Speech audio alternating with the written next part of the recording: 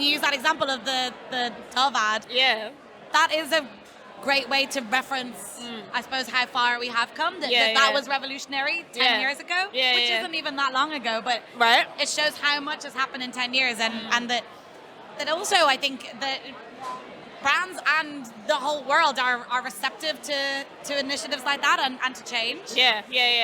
Which is where we should be, right? Because I think some brands, like I said, some brands don't know what to do, and that's fine. I think you have to have the right people in the room to make the conversation, because if you're going to have someone that's, never really faced any kind of issues with diversity or inclusion or something like that, and they're the ones at the top making the decision, it's like, okay, but how much can you really understand what is going on, and how impactful can you be with what you're trying to do from a diverse and inclusive perspective if you don't really, you've never been on the receiving end? And it's not to say, obviously, you need to get people involved for them to relive, bad experiences they've had, but at the same time, make it authentic.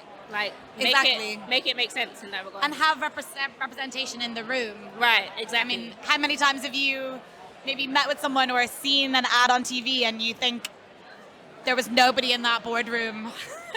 There was no representation in that boardroom. Yeah. So many times in me, I guess building my career and getting to the stage where I've walked into certain meeting rooms and I'm just like this is what, nobody looks like me.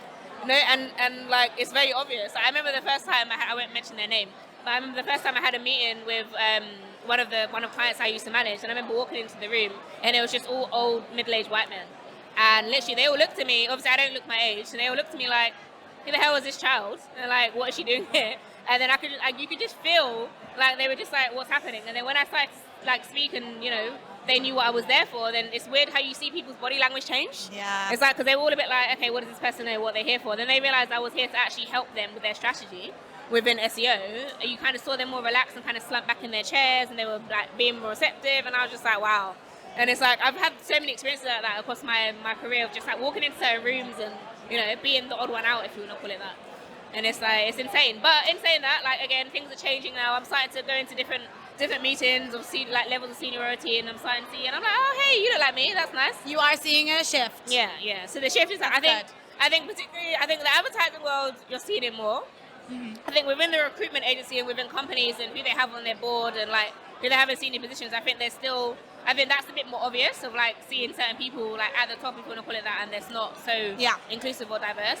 But I think those conversations are starting to be had, which is good, because I think there's two sides to the coin, right? There's the advertising side, and then there's the employee side, because it's you need more people to understand if you're gonna do the flip side of the coin and be able to create those campaigns.